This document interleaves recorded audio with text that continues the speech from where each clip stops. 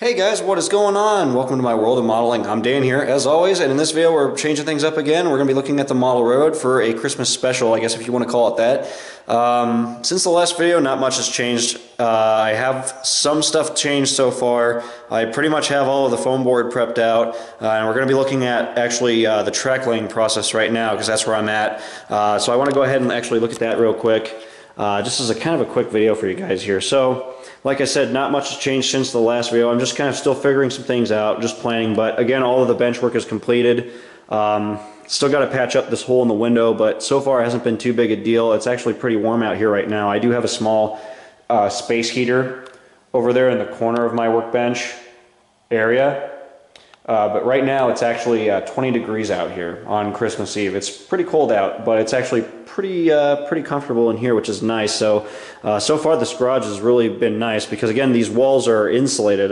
Whoever refurbished this garage before the previous owner got this place, they had actually gone in and redid a lot of these walls, and they actually insulated them, which is great. So these walls are nice, and they really do help keep some of the heat in this building. So what you guys really want to see is where we're at right now. And so far I've actually done some track diagrams, and I don't actually have a main large track plan worked out. Some people have been asking me if I have, and the answer is no. I just do small sketches like this, very basic sketches of getting an idea of where switches need to be laid out, where buildings need to be laid out, and it's basically a general guideline of where things are going to be placed. And so again, I'm modeling the C&O yard here in Fostoria, and what I've been doing is laying the cork road bed down. So as you can see, I've laid 2 whole main lines worth of cork road bed here all the way to the end, which we'll get to in a second.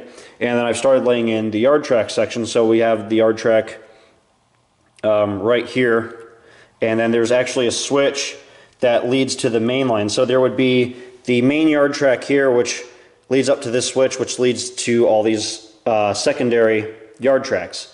And this switch basically leads out. If you're going north on the C&O yard, you'd enter this switch here, and then you'd essentially go straight and then connect into this main track via the Y, because there is a Y turnout through Fostoria that would lead going west. So we'd be going west right now if this was the actual Y, which I'm going to try to model a portion of.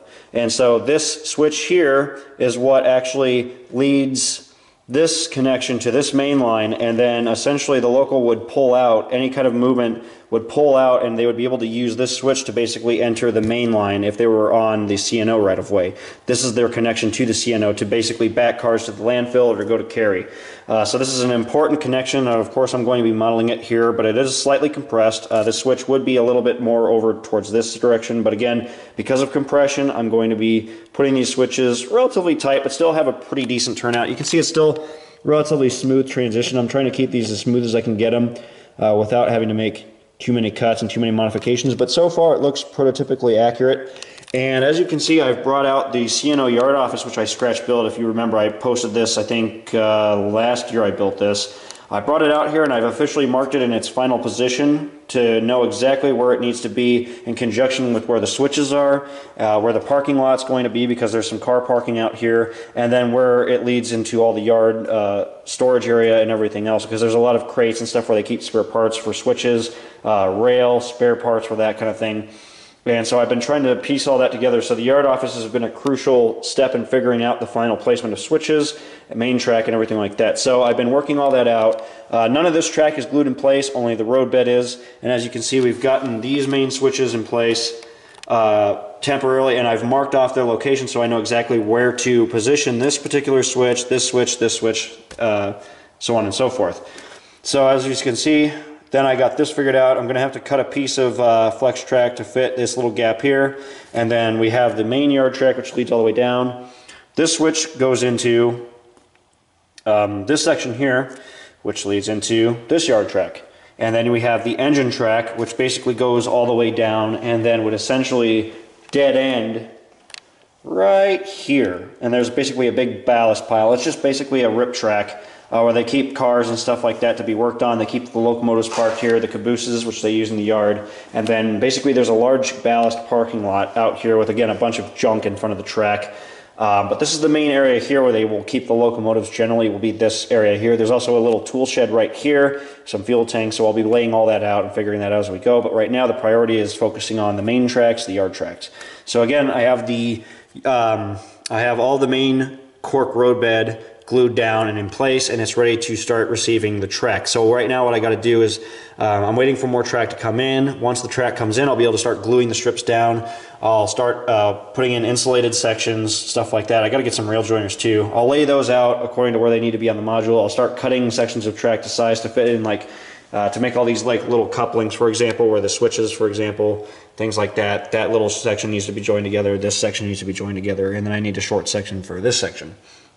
And then, of course, I got to work on the curves, which is going to be another animal. I got to gauge that all as best as I can. I'm going to try to keep the curves for the Y somewhat tight, but the main track curves I want to keep a little bit looser. That way they can be pretty flowing. You know, I'm not trying to get the most wide curves because obviously I don't have that much room here, but I'm still going to try to keep them as wide as I can get them and still keep them relatively close together. So I got to work all that out. But yeah, again, anyways, moving down, you can see again I have all this track temporarily laid in place, so I have a basic idea of where it needs to be. On yard track 3, the outer yard track, there is a switch that leads into a 4th yard track right here, and this is where things get a little bit more complicated and more tracks come into play. Basically what you're looking at is this section of track that starts up, and then back in the corner here, there's actually a 3rd track. Center siding is what it's called, B&O center siding. There is still the 2 main lines here, and then this switch goes into what is called center siding, so there would be a 3rd track in this section here. So essentially on this cork padding that you see here, there are 3 tracks. 1 siding, outer are the main lines. So I got to work on that out. I got to cut the section of roadbed out and then start working on piecing together the curved section to meet this end. And then here at this section of the yard here, I've already laid a turnout out for one of the switches that will be leading into the dead end of this yard track here, yard track number 2. This track here basically leads up into track 3, and a little ways past where that switch back here would be, this one dead ends and, like I said, reconnects back into yard track number 3. So it's weird how this yard is laid out. They really just have these small sections of strip track just to store maybe like 10, 15 cars at the most. But that's how they have it built. That's how I'm modeling it. I'm trying to keep it as realistic as possible. And again, I'm having to compress it a little bit here, but it's actually not as much compression as I thought I was going to have to use. So I'm grateful for that at least. But yeah, again, you can see at the most there's 7 yard and main tracks that I'm going to have to lay. So there's a lot of track to put in. It's going to be a lot of work, and I got to get some spikes too. That way I can start spiking it down. A lot of track cutting, so there's a lot of work to be done here. And of course, it's going to take forever to wire all this up because there's a lot of switches to wire, lots of feeder wires to be done. But according to a friend of mine, I can have the main bus line underneath all this, and I'll be able to connect all the feeders to that. So I should be able to work that out relatively easily. Again, I'm going to probably have a friend come down and he'll help me wire all this up because I'm sure as hell not going to try to do that myself. Figure I probably better have the help to do it the right way, not screw something up and look like a dumbass. Anyways, this section here, of course, will be the next turnout where hopefully yard track 3 will reconnect into the main over here. So you'll have 3 tracks right here, right? They'll go around. Track 3 will reconnect back into the main somewhere here, and we'll be back down to 2 tracks, which will go curve around here, and then this will basically be the Fostoria East section here. So there will be 2 main tracks that'll lead in. They'll be going down. Over here in this corner, there will be a crossing. There would be, I believe, Town Street crossing right here. It goes right through the double track main on CSX, and then leading up to that, there would be a yard that would start right over here. It would curve off, and there's 3 yard tracks where they store cars again. There's a little forest canopy backdrop here. There's a structure I'm going to have to scratch build. And then over here on the main lines, there's actually another side track that would start just about here, possibly over here, that would lead into a 3rd track, which is a center side track, basically, where they store cars and trains can park into.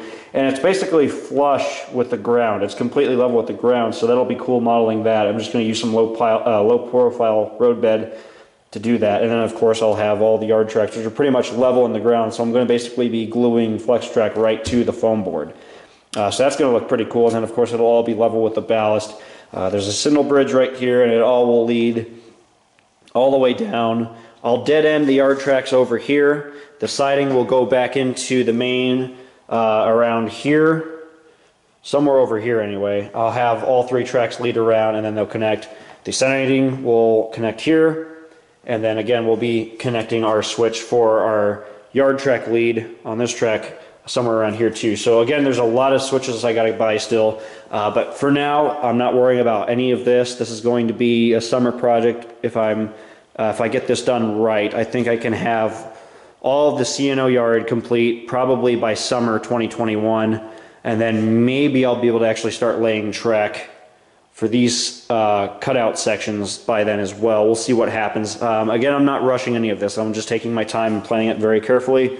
I'm staying very motivated and just doing research, asking lots of questions, getting stockpiles of track, cork roadbed, and things like that as I go along. So basically that's what we're looking at for now, guys, in terms of track laying. The next hurdle, real quick, as in kind of in closing for this video, is I got to work out the lighting. I got these 2 big shop lights, which are great, but I'm going to have to put one somewhere around here if I can. The big problem here is I have a garage door and the opener with the railings.